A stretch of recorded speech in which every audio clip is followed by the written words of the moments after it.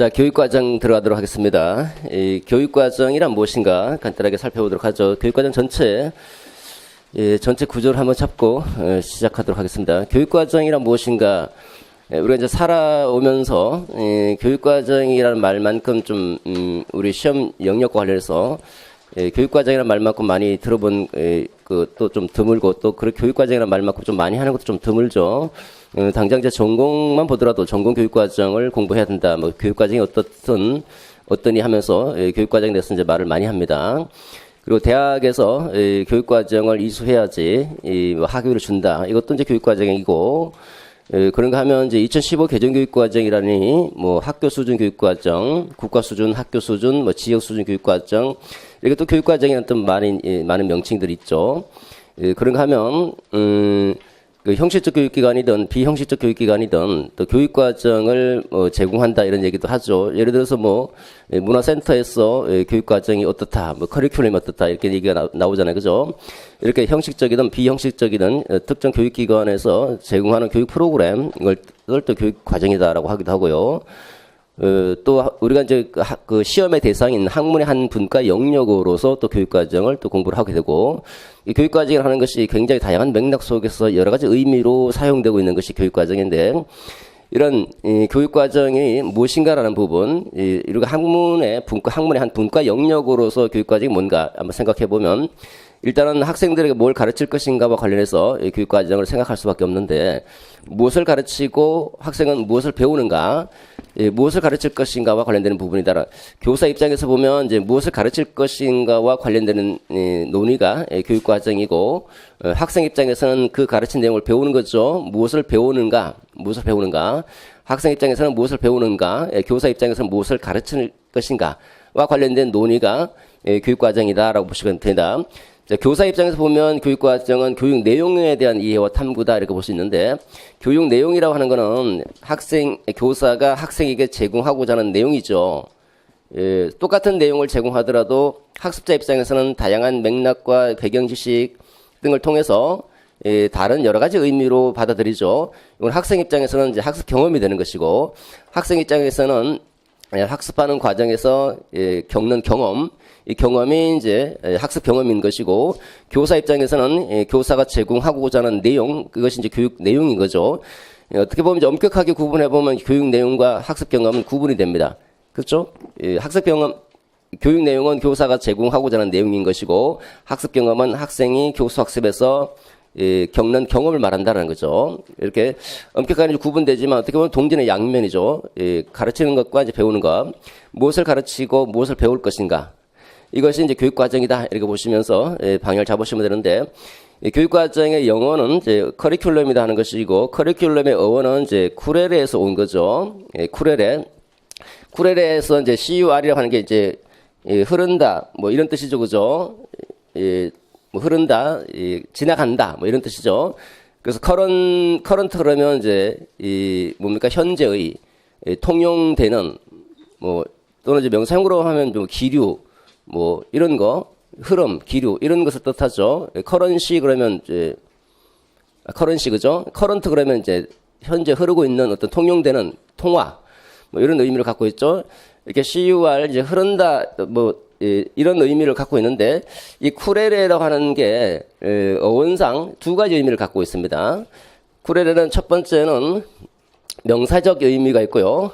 명사적 의미로 사용되는 쿠레레와 동사적 의미로 사용되는 쿠레레가 있는데, 우리의 이제 주된 관심은 여기 동사적 의미에 있는 거죠. 우리 이제 교재 맨 앞에 있는데, 이 명사적 의미라고 하는 것은 이게 이제 말이 달리는 코스거든요. 쿠레레가 명사적 의미로서는 말이 달리는 코스, course of race, 말이 달리는 코스. 이거는 이제 결과에 초점을 둔 교육과정이라는 거예요. 명사적 의미는 결과에 초점을 둔 교육과정. 결과에 초점을 둔 교육과정을 명사적 의미다라고, 초점을 둔 교육과정이다 한다면, 동사적 의미의 교육과정은 과정에 초점을 둔 교육과정이다라고 얘기를 합니다. 과정에 초점을 둔 교육과정. 이 명사적 의미니까 다시 말해서 말이 달려야 하는 코스, 여기 시작점에서 일정한 달리는 코스, 일정한 달리는 코스를 달려가면서 목적지에 도달하죠. 그 목적지를 향해서 달려나가는 일정한 코스, 이게 이 명사적 의미죠. 그래서 이거는 이제 이 명사적 의미로 사용되는 경우는 수업과 교육과정을 분리하는 생각에서 비롯되는 거예요. 교육과정과 수업을 분리해서 수업에서 따라야 할 학과 코스, 교수 요목, 학과 코스, 교수 요목. 그러니까 요 명사적 의미는 말이 달리는 경주 코스입니다. 경주 코스. 경주 코스는 수업에서 따라야 할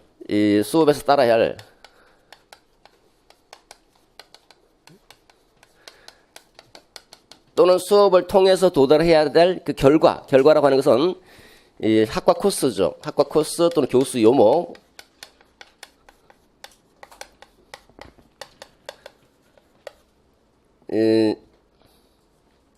코스 오브 스터디죠.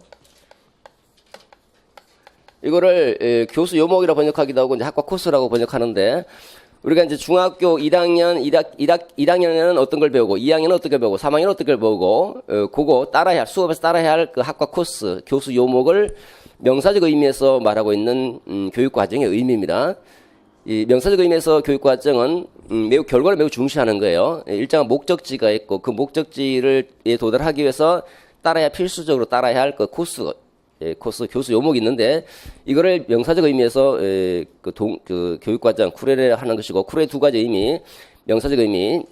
이 명사적 의미는 이 명사적 의미를 쭉 이어 개성하고 있는 것이 주로 이제 타일러식의 어떤 목적을 정해놓고, 목적을 향해서 나아갈 수 있도록 학습 내용을 선정하고 조직하는 일련의 과정들이 이제 어떻게 보면 이제 수업에서 따라야 할 학과 코스다, 교수 요목이다라고 볼 수 있겠죠.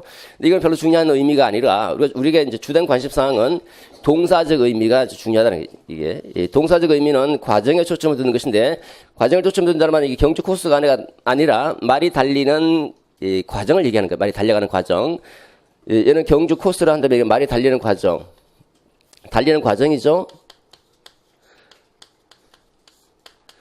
달리는 과정에 초점을 두고, 이 달리는 과정이라는 것은, 얘는 과정으로서 교육과정이라는 것은 교육과정과 수업을 분리하지 않고 교수학습 과정 속에서, 교수학습에서 학생들이 겪는 경험, 교수학습 진행 과정 속에서 학생들이 겪는 경험, 그래서 교수학습에서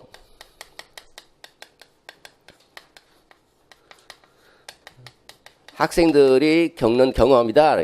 경험의 총체. 경험하고 체험하고 반성하면서 자신의 삶의 의미를 형성하는 그 자체. 교수학습 과정에서 학생들이 겪고 경험하고 체험하면서 나름대로 자신의 삶을 반성하는 과정 속에서 의미를 형성내는데, 그 의미 형성 그 자체가 교육과정이라 하는 게 동사적 의미의 교육과정이에요. 이 동사적 의미의 교육과정은 나중에 기술공학적 논리가 판을 치고 있는 그 개발 모형주의 시대, 다시 말해서 전통주의 시대에서 반기를 들고 나온 사람이 이제 파이너거든요. 파이너가 쿠렐에 복귀해야 된다는 얘기를 하면서, 그 쿠렐에 복귀해야 된다는 말은 쿠렐의 그 본질적 의미는 이거다라고 얘기하면서 동사적 의미다, 과정을 초점을 둔 교육과정으로서 교수학습의 교수학습 과정에서 학생들이 겪는 경험 그 자체가 교육과정이어야 된다라고 주장하면서 쿠렐에 복귀해야 된다는 얘기를 하고 있는데, 이 말이 중요하다는 거죠. 쿠렐에 복귀해야 된다. 그러면서 쿠렐의 방법론으로서 4가지를 제시하게 되는데, 이게 파이너가 제시하고 있는 교육과정의 어원입니다. 우리가 크게 보면 교육과정은 일반적으로 2가지로 나눠서 생각해 볼 수 있는데, 명사적 의미와 동사적 의미로 구분되는데, 우리가 주목해야 될 대상은 동사적 의미로, 일반적으로 말이 달리는 과정을 의미하는 것인데, 이는 교수학습에서 학생들이 겪는 경험의 총체다. 경험하고 체험하고 반성하면서 자신의 삶의 의미를 형성하는 그 자체. 그러니까 포인트가 경험한다, 이런 얘기가 중요해요. 경험한다, 체험한다, 의미를 형성한다. 뭐 이런, 특히 이제 경험한다. 이게 포인트입니다. 이게.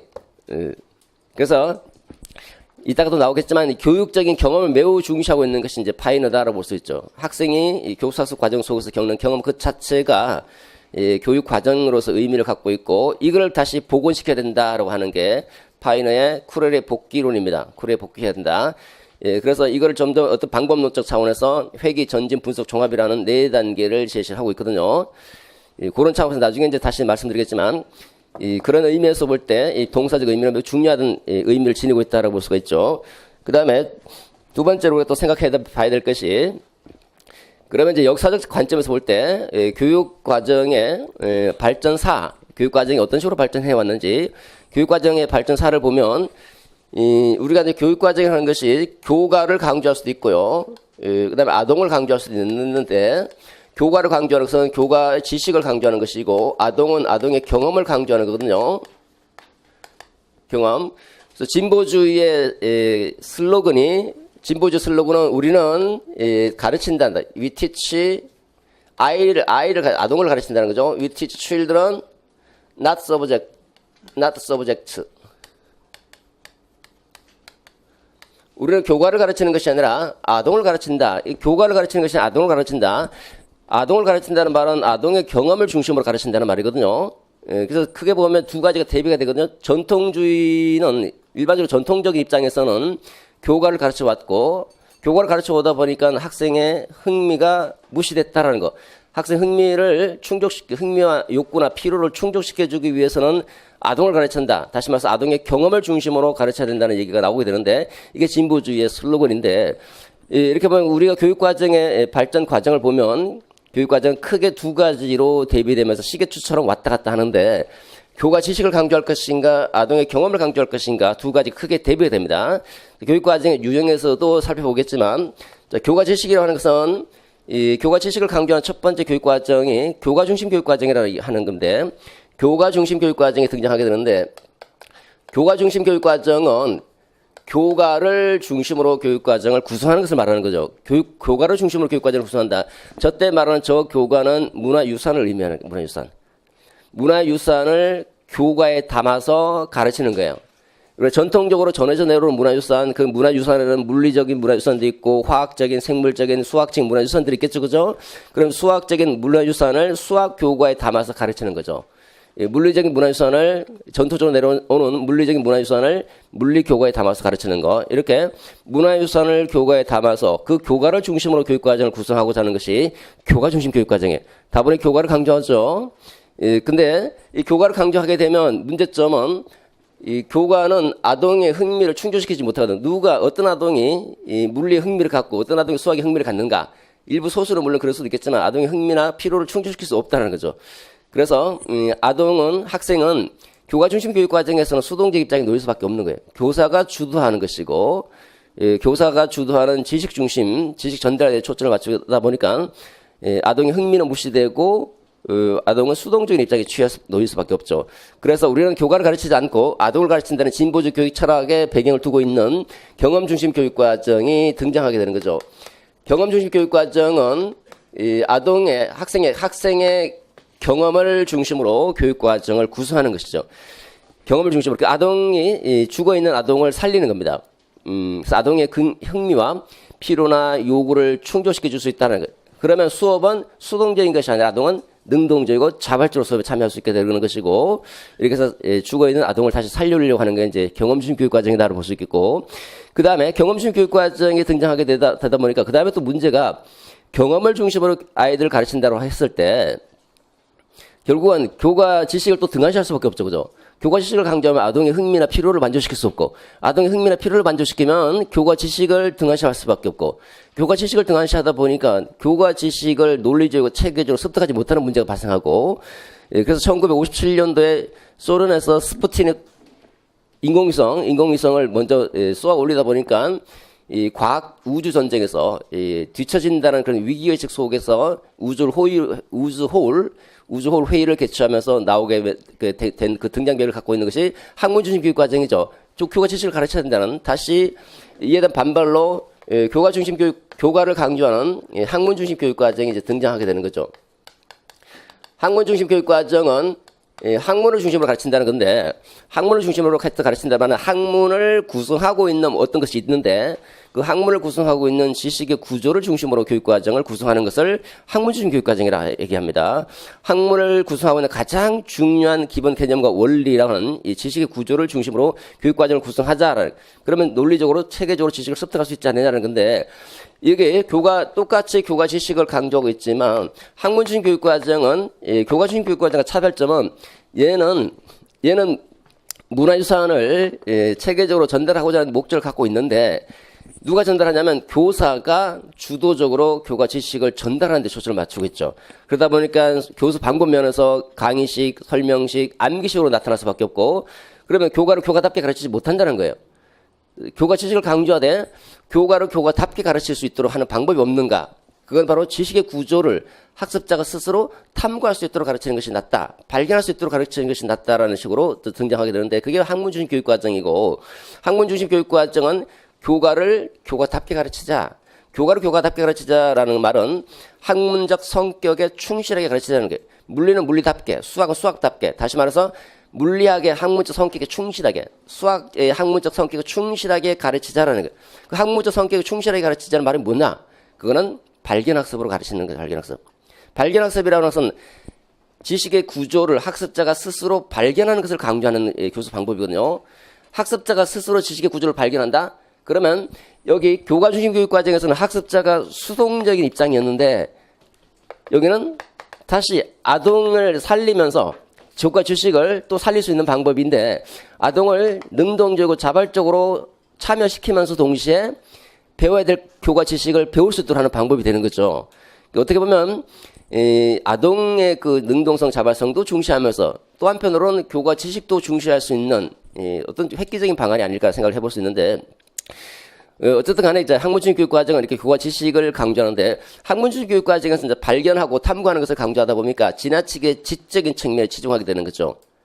그러니까 발견이라 이제 탐구라는 이 탐구 능력이 요구되고 있기 때문에 지적인 측면에 치중하다 보면 인간은 지적인 측면만 있는 것이 아니라 정의적 영역도 있죠. 정의적 측면도 있고 지적 측면도 있고 다시 말해서 전체적인 전인적인 인간이라고 우리가 볼 수 있는데 이렇게 이 지나치게 지적인 영역에 치중하면 정의적 영역이 소홀히 될 수밖에 없고 전인적 인간을 양성할 수 없다는 문제식이 나오면서 자아를 실현시키고 전인적인 인격을 형성해야 되겠다. 전인적인 인간.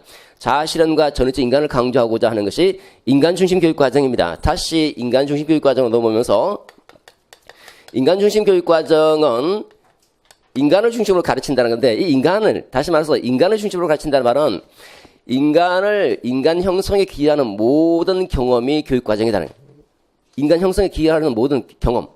그러니까 학교 생활하면서 사회생활이 아니에요. 학교 생활하면서 겪게 되는 모든 경험. 그러니까 얘도 경험인데 얘는 학교가 지도하는 학교가 계획한 어떤 경험을 배운다면 얘는 어쨌든 간에 학교가 생활하는 과정 속에서 의도적이든 의도하지 않은 것이든 모든 경험들이 교육 과정이다라고 얘기해요. 자, 지금 보면 우리가 교육과정 그러면 크게 보면 지식도 교육과정이 될 수도 있고 교사가 가르쳐야 할 그 지식 학생 입장에서 볼 때는 경험이 교육과정이 될 수도 있는 거죠. 경험, 뭘 배우는가 경험을 중심으로 교육과정을 구성할 수 있고 인간 중심 교육과정도 경험을 강조하는 경험 중심 교육과정 한 갈래죠.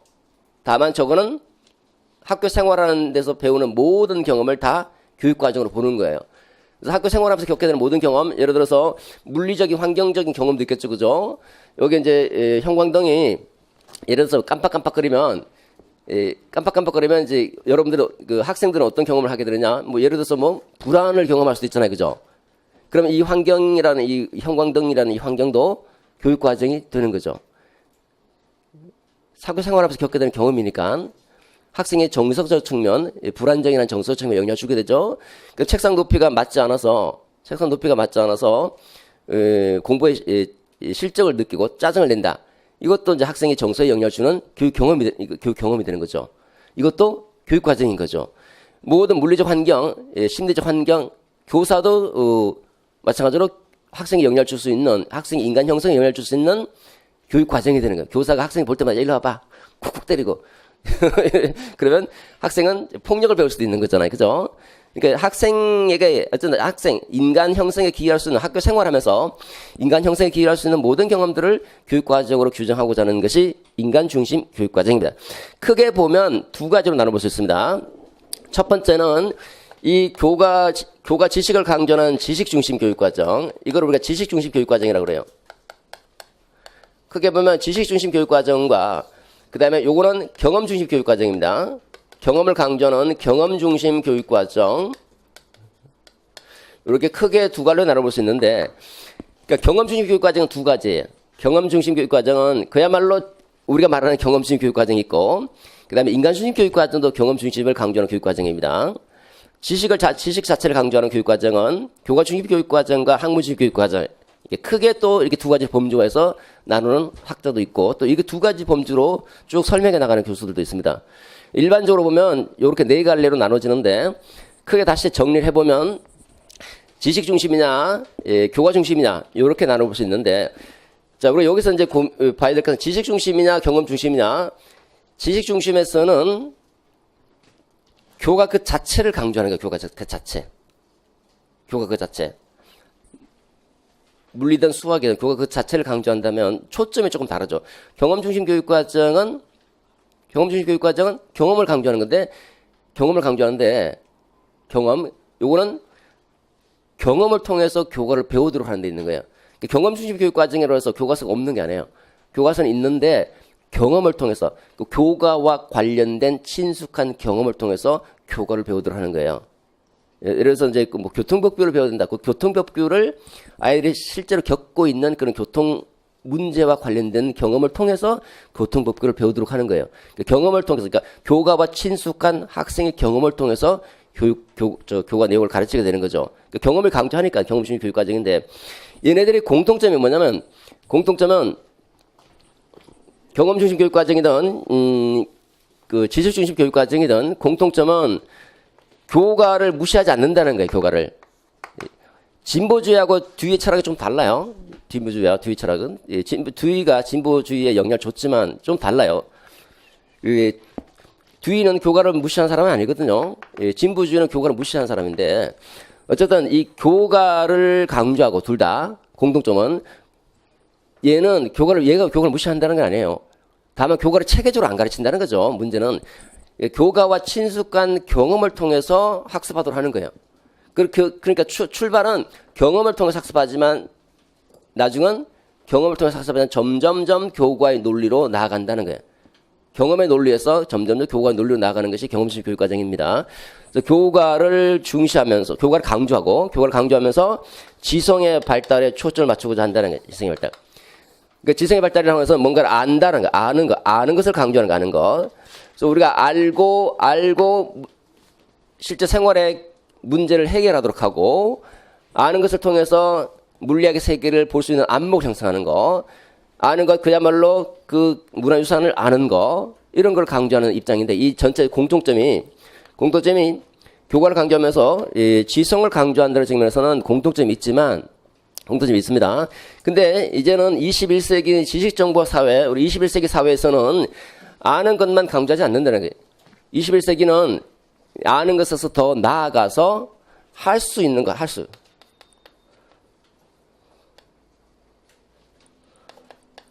수 있는 것을 강조하는, 할 수 있는 것. 아는 것에 머무르는 것이 아니라 실제적인 삶 속에서 뭔가를 할 수 있는 능력을 강조하는 시대입니다. 그러다 보니까 얘는 지성을 한다면 뭔가를 할 수 있는 능력은 우리가 역량이라는 표현을, 역량이다. 실제적 삶에서 뭔가를 할 수 있는 역량.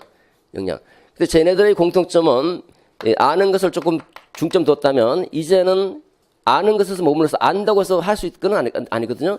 수영하는 방법을 알고 있다. 수영을 알고 있다. 뭐 운전하는 방법을 알고 있다. 운전할 수 있는가? 별개의 문제거든요. 그러니까 안다고 해서 꼭 할 수 있는 건 아니거든요. 그래서 두 가지는 별개이기 때문에 아는 것이 중요한 것이 아니라 아는 것에서 머물러서는 곤란하고 아는 것에서 더 나아가서 할 수 있는 것을 강조하는 시대인데, 이게 바로 이제 역량을 강조하는 역량 중심입니다. 이 역량 중심이 나오기 전에는 일단 이게 전체를 통합하자는 통합 중심 교육 과정이 나오게 되고, 그 다음에 구성주의 교육 과정이 나오고요. 그 다음에 역량 중심 교육 과정으로 넘어가는데, 이 역량 중심 교육 과정, 우리 2015 개정 교육과정이 역량중심 교육과정입니다.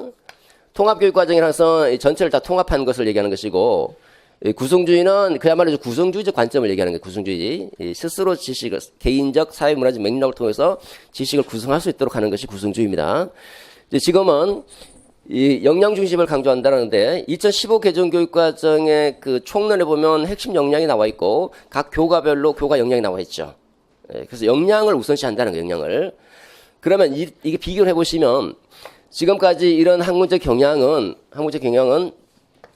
아는 것을 강조해 왔다 그런다면 이제는 아는 것에서 머무르는 것이 아니라 실제 사회적인 삶 속에서 무언가를 할 수 있는 역량, 능력인 역량을 강조하고 있다라고 볼 수가 있죠.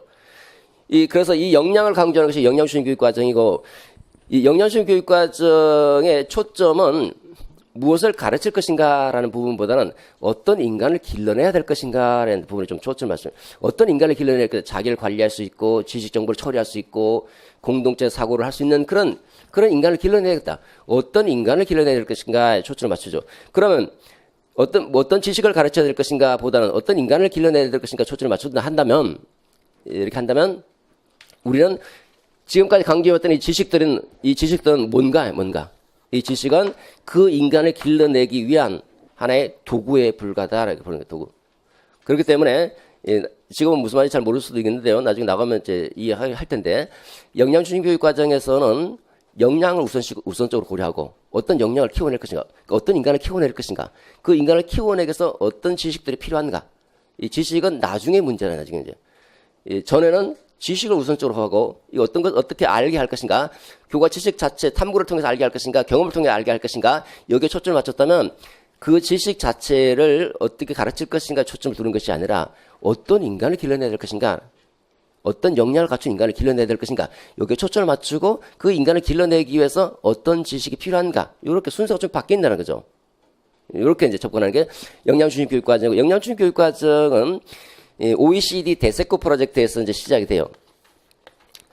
데스코 프로젝트에서 역량, 핵심 역량, 미래사회에 필요한 핵심 역량을 추출하고 이 역량을 강조해야 된다. 미래사회는 이런 얘기를 하면서 이게 이제 스코틀랜드라든지 호주, 뉴질랜드, 싱가포르 이런 교육과정, 얘네 나라들의 교육과정에 반영되면서 우리나라에 들어오게 된 거예요. 우리나라 2015 개정교육과정은 이 역량 중심을 표방하고 있는 역량 중심 교육과정이다라고 볼 수가 있죠. 2015 개정교육과정의 별칭이 상당히 많습니다. 역량을 강조하니까 역량 중심 교육과정이라고 얘기하고, 또 기본 개념에 대한 이해를 강조하니까 백워드 설계 모형이 강조됩니다. 이해 중심 교육과정이다라는 것이고, 백워드 설계 모형이 이해 중심이에요. 그 다음에 창의 융합형 인재를 강조하죠. 창의 융합형 인재다. 그 다음에 배움이 즐거운 학교, 그래서 배움 중심 교육과정이다. 그리고 문일과 칸막이를 없앴으니까 문일과 통합형 교육과정이다. 무슨 말이 되게 많아요. 별칭들이. 여러 가지 형태로 불리는데 그중에서 우리가 주목해야 될 것은 뭐 문일과 통합이든 이게 중요한 게 아니라 역량 중심이다. 그 다음에 이해 중심이다. 이 두 가지는 주목할 필요가 있다는 거예요. 그래서 일단은 이렇게 발전사를 보면 이제 이 교육과정은 역량중심 교육과정으로 이제 발전되고 있다라는 부분이고, 우리 2015 개정교육과정이 강조하고 있는 부분이다라고 볼 수가 있습니다. 자, 이런 식으로 이제 교육과정의 역사가 바뀌고 있더라. 자, 하나씩 전체 구조를 한번 살펴보도록 하겠습니다. 자, 그러면 먼저 교육과정 무엇을 가르칠 것인가를 결정하려면 이 교육과정을 개발해야 되겠죠. 교육과정 개발과 관련된 부분이 하나가 있습니다. 그 다음 두 번째는 그 싱킹맵을 잠깐 보시면, 두 번째는 이 개발했으면 어떤 형태가 있는 것인가, 교육과정의 유형이 있고, 그 유형을 어떻게 운영할 것인가라는 교육과정의 실제, 교육과정 크게 세 가지 범주로 나눠볼 수 있습니다. 교육과정을 개발하자. 두 번째, 개발된 형태가 어떤 것이 있는가. 세 번째는 이걸 어떻게 실제적으로 운영할 것인가라는 교육과정 실제. 세 가지 범주로 교육과정을 잡아볼 수 있겠고요. 첫 번째, 교육과정의 개발 관련해서 보면 어떻게 개발할 것인가 부분이 이제 우리의 주된 관심사 중에 하나인데, 현대적으로 볼 때는 현대는 목표를 먼저 설정해, 그 다음에 내용 선정하고 조직해, 교수학습해, 평가해, 요 절차대로 교육과정을 개발하면 된다. 이게 현대적인 측면이고, 요거는 결국은 이 모형에서 나온 겁니다. 모형에서. 그 중에서 타일러의 영향을 받은 거죠. 타일러는 교육과정 개발은 어떻게 해야 될 것인가, 타일러는 목표를 강조하는 목표 중심 모형, 목표 중심 모형이자 합리적인 모형인데 목표 중심 모형이라서 목표를 중시한다는 거 목표 중시. 목표를 먼저 설정하고 그 목표에 도달하기 위해서 필요한 학습 경험이 어떤 것인지 학습 경험을 뽑아오고 그 다음에 뽑아온 것을 다시 체계화해서 조직하고 그 다음에 평가라. 이런 과정으로 진행되죠. 여기서 현대적으로는 이제 목표 설정, 내용 선정, 조직, 교사학습 평가 이렇게 진행이 되는데 결국은 얘는 얘에서 나온 것이기 때문에 이걸 별도로 뭐 공부할 필요는 없죠. 여기서 이제 논의되는 부분이니까.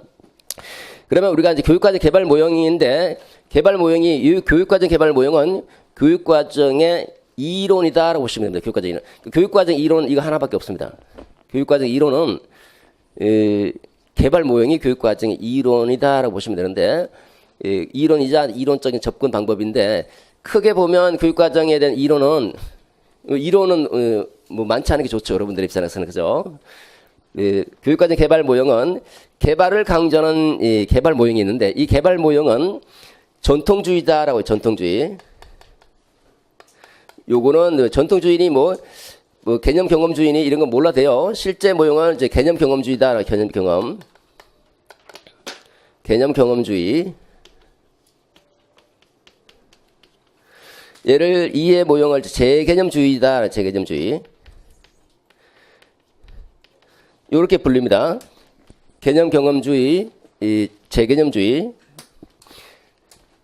자, 일단은 시작점은 타일러스부터 비롯되는데, 타일러의 합리적 모형 또는 목표 중심 모형인데, 이렇게 이름을 칭한 사람이 누구냐면, 파이너는 전통주의, 개념 경험주의 61페이지 있습니다. 재개념주의, 이렇게 이제 구분한 사람인데, 자, 이거는 일단은, 전통주의라고 하는 것은요, 교육과정 개발에 이론적인 틀을 만들려고 하는 사람이 이론화를 시도한 사람이다라고 볼 수 있겠고, 이론적인 틀, 중요한 건 탈맥락적인, 언제, 어떤 수준에서든, 어떤 교과에서든, 어떤 수업에서든지 활용할 수 있는 이론이라고 하는 것은 탈맥락적이에요. 어디서든 다 적용될 수 있는. 그런 탈맥락적인 과학적인 이론을 만들려고 한 사람이 타일러인데 이렇게 그런 이론적인 틀을 만들고 교육과정을 어떻게 개발할 것인지에 대해서 절차를 제시해 주려고 그렇기 때문에 처방적이다. 이렇게 하면 교육과정을 만들 수 있어라는 처방적 접근을 취하고 있는 사람들이 이 사람은 전통주의는 처방적 이론을 제시하는 사람이다. 처방적인 접근을 시도하는 사람이다라고 볼 수 있겠고요. 개념 경험주의는 처방을 내리는데 교육과정을 어떻게 개발할 것인지에 대해서 답을 제시하려고 하는 것이 아니라 그 답을 찾아 나가는 과정, 다시 말해서 의사결정 과정을 묘사하는 것. 어떻게 의사결정이 일어나고 어떻게 의사결정을 통해서 교육과정이 개발될 수 있는지 그 실제적인 교육과정 개발의 측면을 서술해주고 기술해주려고 하는 측면이 묘사, 디스크립트. 묘사해 주려고 하는데 초점이 있는데 이거를 이 개념 경험주의는 그래서 서술적 접근을 취한다라고 얘기해요. 서술적 접근. 서술적인 이론이다. 서술적 접근이다. 그러니까 교육과정이 어떻게 개발되고 있는지 그 과정을 기술해 주는 데 있거든요. 그래서 워크의 특징 중에 하나가 서술적이다. 과정 중심적이다. 이런 얘기가 나오는데 그 다음에 마지막으로 재개념주의는 교육과정에 대한 이해에 초점을 맞추는 교육과정 이해. 얘는 실제적인 교육과정이 어떻게 개발되고 있는지를 설명해 준다면 얘는 이론적인 틀을 만들려고 했다. 실제적인 교육과정 개발의 과정을 묘사해 주려고 했다. 얘는 교육과정에 대한 이해에 초점을 맞춘다. 그래서 이해 모형인데 교육과정을 이해한다는 말은 교육과정을 비판적으로 탐색한다는 거거든요. 교육과정에 대한 비판적 탐색. 여기서는 비판적 탐색적 이론이다 또는 접근이다 이렇게 얘기를 합니다. 재개념주의는 교육과정에 대한 비판적이고 탐색적인 접근을 취하고 있는 관점이다라고 볼 수 있는데 여기는 이제 크게 보면 두 가지가 있습니다. 교육과정을 비판적으로 이해할 때 개인의 교육적인 경험을 강조하는 입장이 있고요. 개인의 교육적인 경험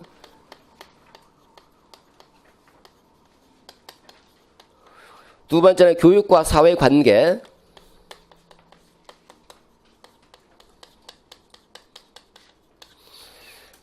교육과 사회관계 이 두 가지에 초점이 있는데 첫 번째 개인의 교육적인 경험, 개인의 교육적 경험을 강조하는 사람이 이제 파이나는 실존적 재개념주의자로서 실존의 입장에서 본질보다는 실존의 입장에서 학생들이 실제 어떤 것들을 경험했는지 그 개인의 교육적인 경험을 강조하는 입장이죠. 파이나라든지 파이너 또는 파이나, 아이즈는 교사가 교육적인 상상력을 동원해서 학생들이 의미 있는 형성, 의미를 형성할 수 있도록 학생들이 저마다 각자 의미를 형성할 수 있도록 목표와 내용을 학습자에게 적합한 형태로 변형할 수 있어야 된다는. 그래서 학습자에게 풍부한 교육 기회를 제공할 수 있도록 다양한 형태로 의미를 변경시켜서 학습자가 각자 의미를 형성할 수 있도록 해줘야 된다는. 그렇게 보면 이 사람은 교육적인 경험을 초점을 맞추는 사람이라면 애플은 교육과 사회관계.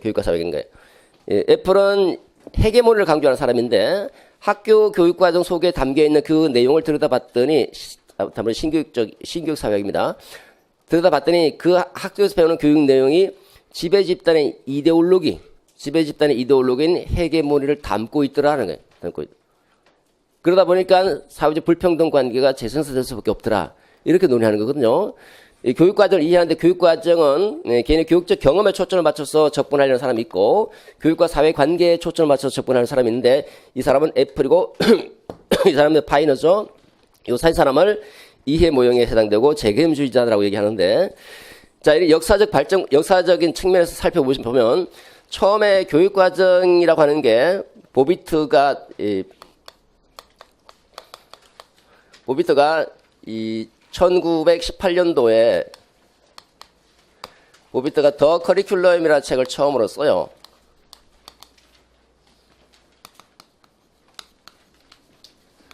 교육과정이라는 책을 편찬하면서 처음으로 교육과정의 학문적 분야를 개척한 사람이 보비트입니다. 1918년도니까 우리가 이제 2019년도죠? 100년을 조금 넘어가서 교육과정 100년사를 조금 넘어가고 있어요. 그러니까 100년사를 전후해서 교육과정 한 번도 출제 안 된 적이 없잖아요. 지금 3년째 계속 연속으로 출제되고 있거든요. 그러니까 교육과정 100년사를 기준으로 해서 교육과정 학자들끼리 학술회도 많이 연고 또 교육과정 다른 학문적 영역에 있는 사람들은 축하해주는 마당이잖아요. 그죠? 당연히 교육과정이 중요한 부분이고 지금까지 다른 거는 이제 교사수 방법론이 이제 빠지면서 작년에 2019학년도 빠지면서 교육 심리학이 들어갔지만 교육과정은 안 빠졌죠. 아마 내년까지도 지속될 수도 있어요. 연속적으로 계속 교육과정은 빠지지 않고 계속 나온 건 그만큼 100년사라는 뜻깊은 의미를 갖고 있기 때문에 그런 게 학계에 이제 영향을 주지 않을까 저는 개인적으로 생각을 해봅니다. 어쨌든 이제 그 커리큘럼이라는 책을 통해서 처음으로 교육과정의 학문적인 분야를 개척해내는데 어떻게 보면 교육과정의 아버지죠. 이 보비트는 시카고 대학의 행정학 교수예요. 교육행정학 교수. 시카고 대학 교육행정학 교수인데 이 사람에게 영향을 준 게 테일러입니다. 테일러 하면 이제 생각나는 게 과학적 관리론. 테일러는 이제 교육행정에 나오는 사람인데 과학적 관리론이죠. 테일러는 공장 노동자 출신으로서 공장을 경영하다 보니까 이 노동자들이 너무 태업도 하고 게으르고 지시하는 것만 하게 되니까 생산성이 떨어지더라고요. 조직의 생산성을 높이려면 이 노동자들의 작업 과정을 과학적으로 관리해야 된다라는 주장을 하게 되면서 노동자의 작업 과정을 과학적으로 관리하기 위한 것이 과학적 관리론이고 과학적으로 관리하기 위해서는 이 인형 하나 만드는데 몇 개의 동작이 요구되고 그 하나 동작마다 얼마의 시간이 요구되는지 동작 연구와 시간 연구를 해요. 동작 연구와 시간 연구를 통해서 하루 작업 표준량을 정해줍니다. 그 하루 작업 표준량을 잘 이수하면 거기에 맞는 성과급을 주는 거예요. 그 인간들은 어차피 경제적 동물로서 성과, 이 머니에 의해서 동기가 유발된다고 가정하고 거기 성과에 맞게 성과를 낸 만큼의 성과급을 부여하는 식으로 동기를 유발시켜서 조직의 생산성을 높이겠다라는 거예요. 여기서 작업 과정을 과학적으로 분석할 때 동작 연구와 시간 연구를 통해서 작업량을 정해주는 거거든요. 공부해야 될, 우리가 이거를, 여기 이제 영향받은 사람이 보비트예요. 보비트는 이 테일러의 과학적 관료를 딱 봤더니 이 학교에도 능률성이 떨어지는데 학교의 능률성을 높이기 위해서 이 과학적 관료를 도입하면 굉장히 좋겠다라는 생각을 하게 되고 그래서 테일러인 시카고 대학의 그 교육행정 교수인 테일러는 이 교육행정학에도 나오지만 교육과정이라는 책을 만들면서 학교를 공장에 비유하고, 테일러 영향을 받았으니까 학교 공장에 비유하고 학생을 재료에 비유하고 교사를 노동자에 비유해서 얘네들을 과학적으로 관리하는 거예요. 과학적으로.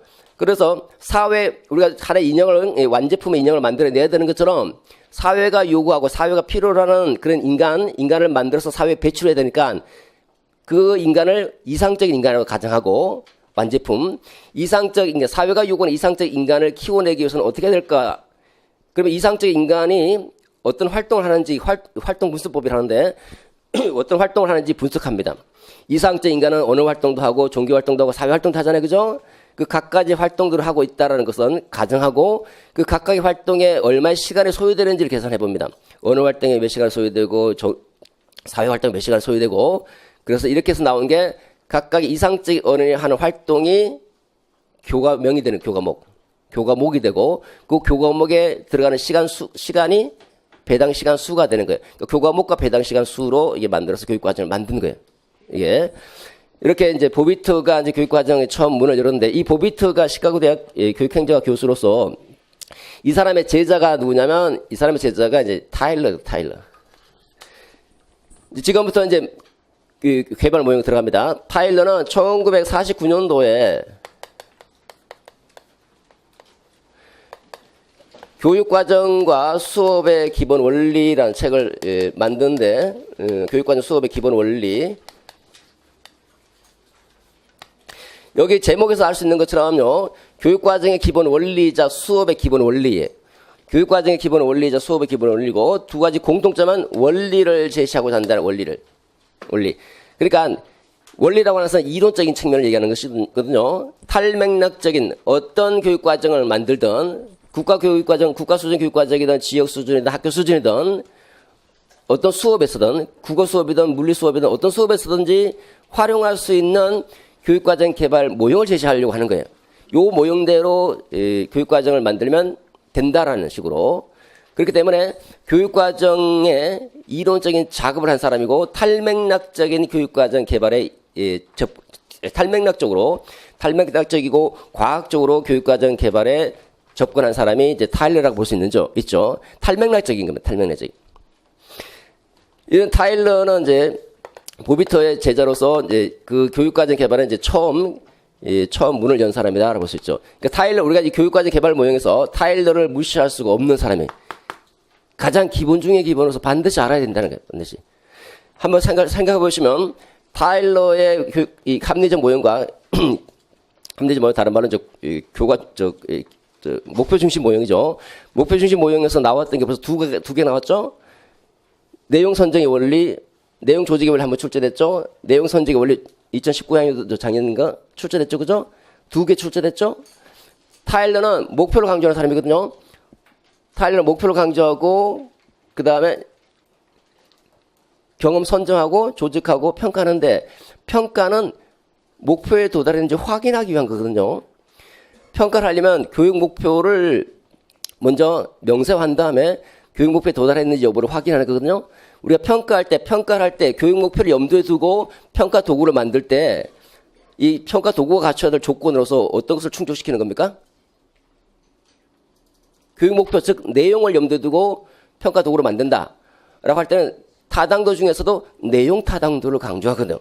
내용 타당도 출제됐잖아요.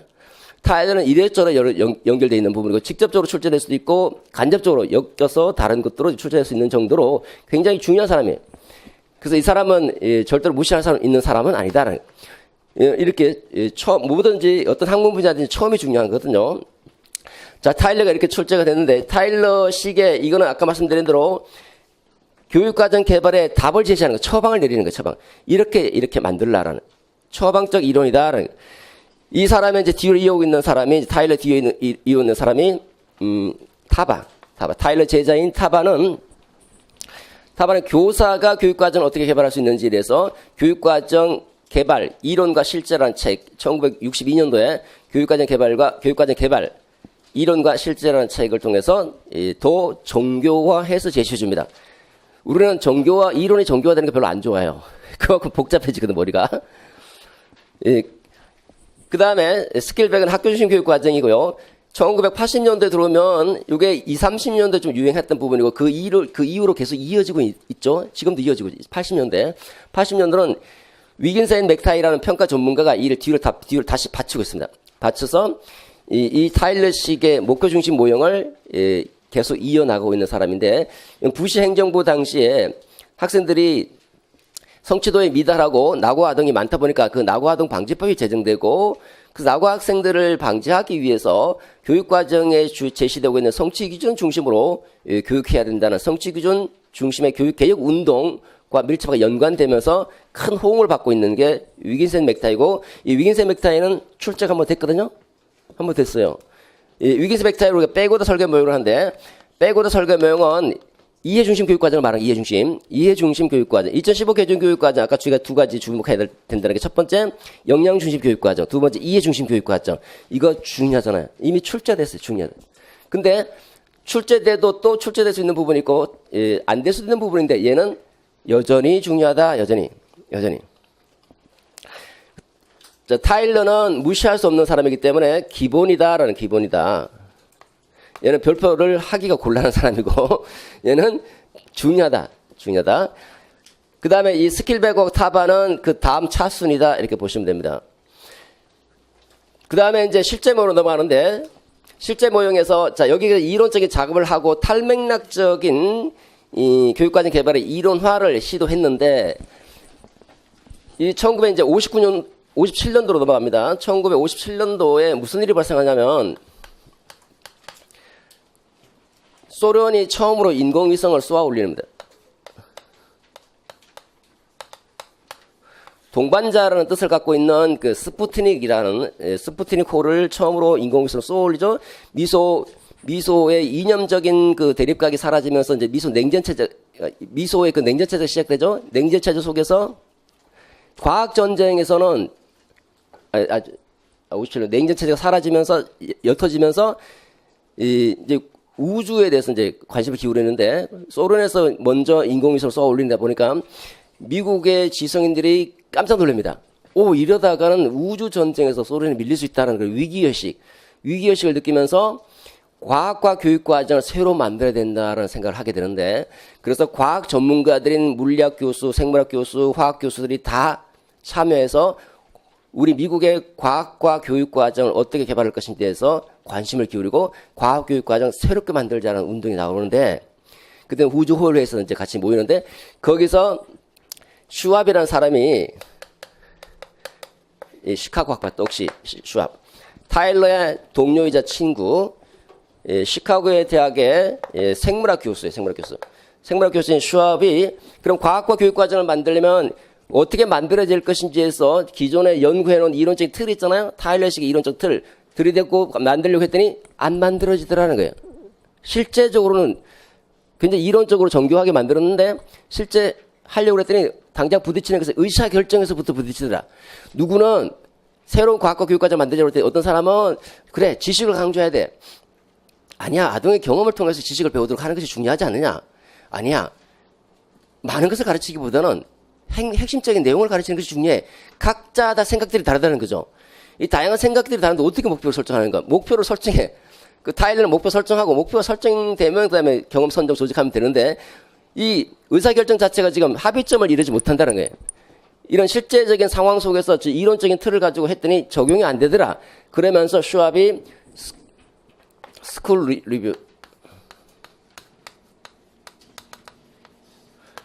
리뷰에서 중요한 선언을 하게 되는데 교육과정 분야는 죽어가고 있다. 교육과정 학은 죽어가고 있다. 교육과정 분야는 죽어가고 있다는 충격적인 선언을 합니다.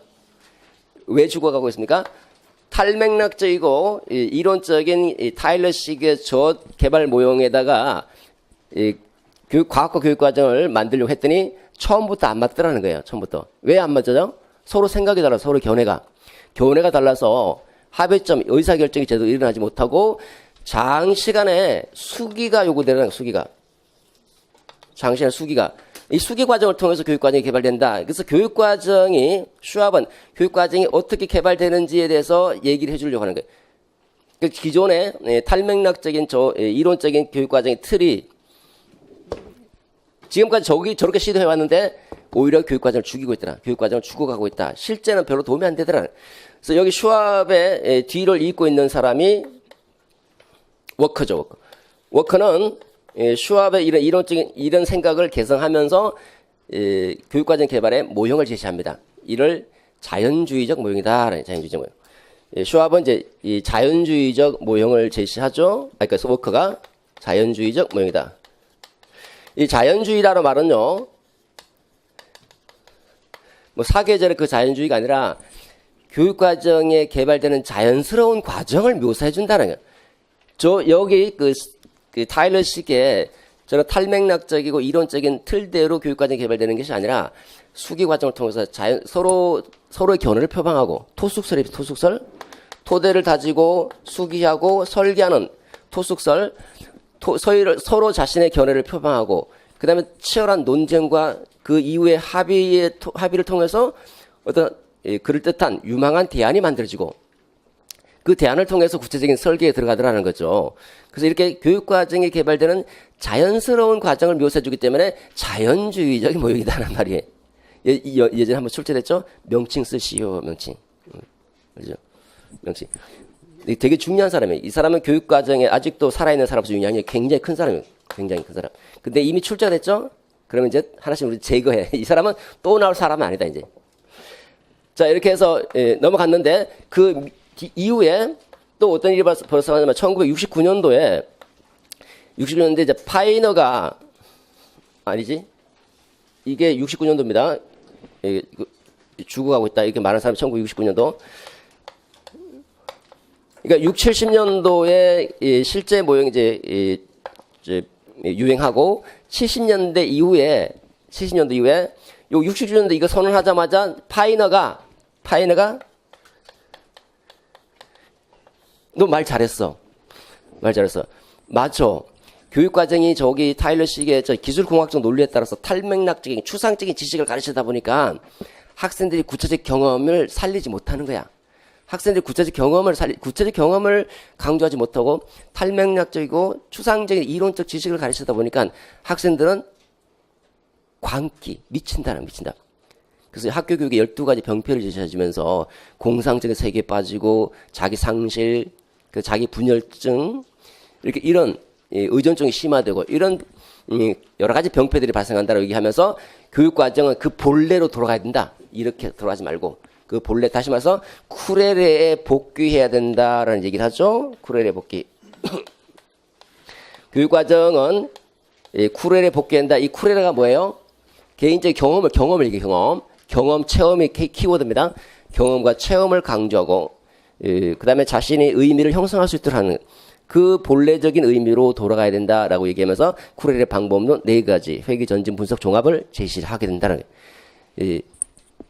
이런 사람을 이제 교육과정에 대한 이해에 초점을 맞춘 재개념주의자. 그러니까 파이너가 이제 그러면서 야, 너희들 같은 사람은 전통주의고 얘네들은 개념 경험주의고 우리는 재개념주의다 이렇게 이제 칭하면서 이렇게 서로 이렇게 딱딱 분류를 해준 사람이거든요.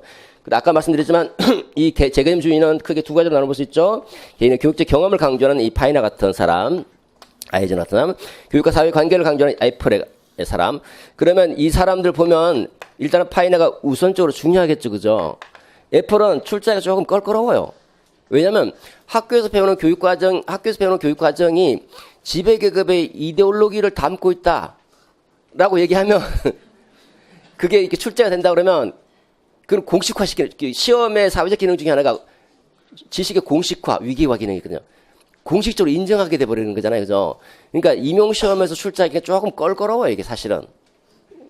중요한 사람이긴 한데 행시에서는 출제됐어요, 행시에서 출제했는데 임용시험에서 교사 임용시험에서 이걸 지식을 공식화한다는 자체가 아마 출제자 입장에서 조금 껄끄러울 수 있죠. 그렇지만 안 나오는 보장은 없어요. 나올 수는 있어. 근데 조금 부담은 된다, 조금. 출제자 자체가. 그래서 조금 덜 부담되는 사람이 이 사람 아니 이 사람. 그래서 여기서는 이 실제 모형은 슈왑은 별로 중요한 사람이 아니고요. 워커 굉장히 중요한 사람이었는데 이미 출제위원으로 들어갔다가 워커 들어갔다 다시 나왔죠. 그 다음에 우리는 관심을 기울여야 될 대상은 자 여기 전체적으로 보시면 여기가 제일 중요하다. 이해 모형. 이해 모형에서는 첫 번째 파이나 예를 무시할 수가 없다. 예, 예.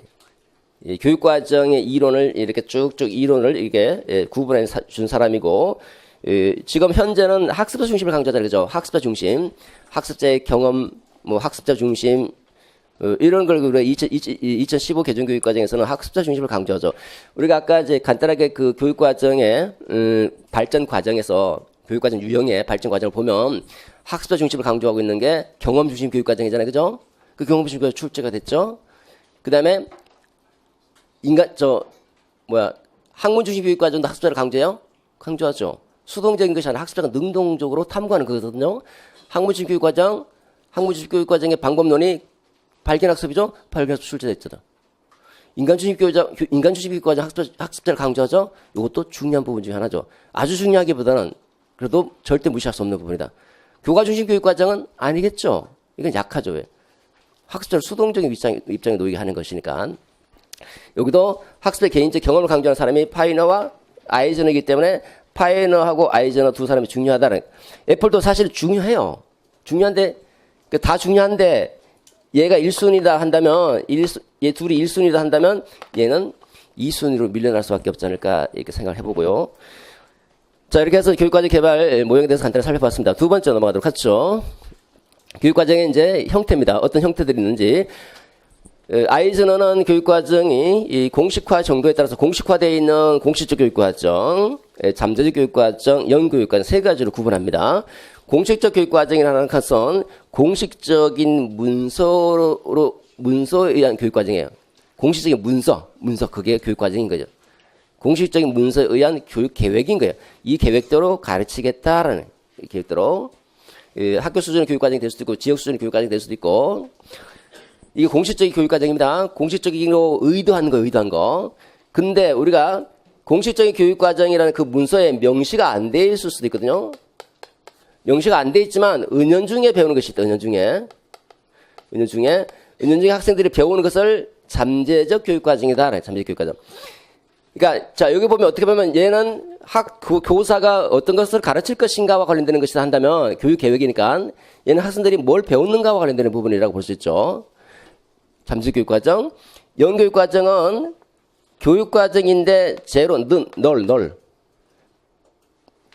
이 공식적 교육과정에 얘는 명시는 안 돼 있지만 은연중에 배우는 것인데 얘는 공식적 교육과정 아예 배제시켜버리는 거예요. 이제 배제시켜서 전혀 배우지 못한 거. 그러니까 아니 배우지 못한 건데도 교육과정이냐? 그렇다라는 거예요.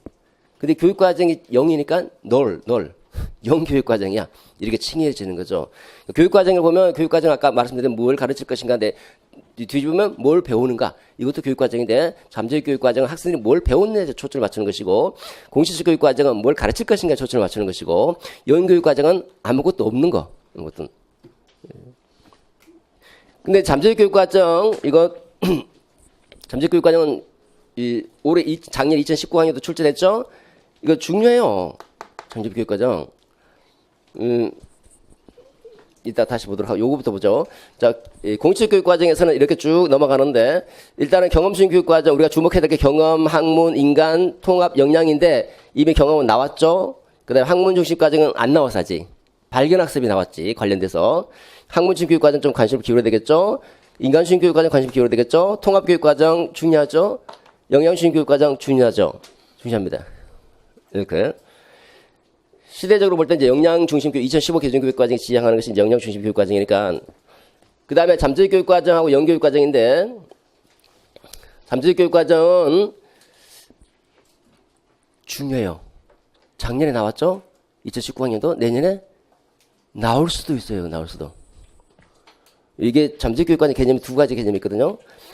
첫 번째가 잭슨의 개념이 나왔거든요. 두 번째 애플의 개념인데 애플의 개념이 아직 안 나왔어요. 근데 아까 말씀드렸지만 애플의 개념은 조금 뭔가 껄끄럽다. 껄끄러운 것이 있는데 그래도 뭐 출제하지 못할 바는 없거든요. 이거는 우리 나와도 역시 중요하다. 연교육과정도 관심을 기울여야 됩니다. 자, 이거 잠재적 교육과정은 우리 초등에서 이제 중등 시험하고 이렇게 보면 초등 2016년도인가? 2018년도, 2018학년도에서 영교육과정하고 동료 장학을 물어봤고요. 초등에서 초등 교직 논술에서 그해 2016학년도 그해 중등에서 동료 장학이 출제됐거든요. 벌써 영교육과정과 잠재교육과정 관심이 많아요. 예, 근데 작년에 뭐 우리 수업 들어보시면 아시겠지만 잠재교육과정 엄청 강조했잖아요. 중요하다. 학계에서 굉장히 중요시 다뤄왔고 또 프린트물까지 제가 드리면서 공부를 했었잖아요. 중요해서 작년에 영교육과정보다 더 중요하다고 그랬어요. 더. 둘 다 비중은 비슷한데 근데 다시 이거는 중시해야 된다. 지금도. 그래서 잠재교육과정과 영교육과정 뭐 중요한 거 개념 정도 알아보는 건데 중요합니다. 두 개 받으시고 이따 우리 나가겠지만 두 가지 개념이 있는데 하나의 개념은 잭슨의 개념은 출제됐지만 애플의 개념이 아직 출제가 안 됐다는 거 이것도 좀 알아두시면서 다시 한번 받으셔야 됩니다. 자, 세 번째 실제입니다. 이제 교육과정을 어떻게 운영할 것인가 관련된 부분인데 교육과정 결정과 운영 보도록 하죠. 교육과정 결정 누가 교육과정을 결정하는가 결정 주체가 누구인가에 따라서 이 중앙 집권형이 있고 지방 분권형이 있고 절충형이 있는데 지방 분권형 정도만 간단히 받으시면 되겠고요. 중요성은 좀 떨어집니다. 그 다음에 여기서 중요한 게 스나이드가 제시하고 있는 교육과정 실행의 관점이죠. 교육과정 실행할 때 교육과정에서 외부에서 만들어놓은 교육과정이 있으면 외부에서 만들어놓은 교육과정 이걸 교사가 그대로 충실하게 실행을 요구하는 관점이 있는데 이걸 충실도 관점이라고 그러고 그다음 교사가 이 교육과정을 상호 적응 서로 상호 적응할 수 있도록 교사가 수정하고 재구성할 수 있다는 관점이 있는데 이를 상호 적응 관점이다. 상호 적응 관점. 그다음 세 번째 교사와 학생이 함께 만들어가는 교육 경험. 외부에서 만들어온 교육 과정은 그냥 이 교육 과정을 만들기 위한 하나의 도구에 불과할 뿐이고 이 둘이 교사와 학생이 함께 만들어가는 교육 경험 이걸 형성 또는 생성 교육 과정이다. 생성 관점 이렇게 세 가지 충실도 관점과 상호 적응 관점과 생성 관점이 있는데 이건 중요한 부분이에요. 이건. 그래서 여기서 우리가 중시해야 될 부분은 한 요 정도. 얘는 참고 정도로 좀 받으시고요. 그 다음에 이제 2015 개정교육과정은 저 자체로 나올 가능성은 없어요. 근데 그 2015 개정교육과정을 보는 이유는 그 교정교육과정을 통해서 어떤 점에 좀 중점을 두고 관심을 기울여야 될 것인가 거기에 좀 초점을 맞추기 위해서 잠깐 살펴보는 것이지 저 자체만을 보기는 이제 우리가 봐야 될 부분은 핵심 역량 정도 그 정도만 이제 보시면 되죠. 핵심 역량 역량주신 교육과정에서는 역량을 강조하니까 그런 정도만 좀 받으시면 되겠죠. 자, 이렇게 해서 간단하게 살펴봤습니다. 좀 쉬었다가 이제 본격적으로 진행하도록 하죠.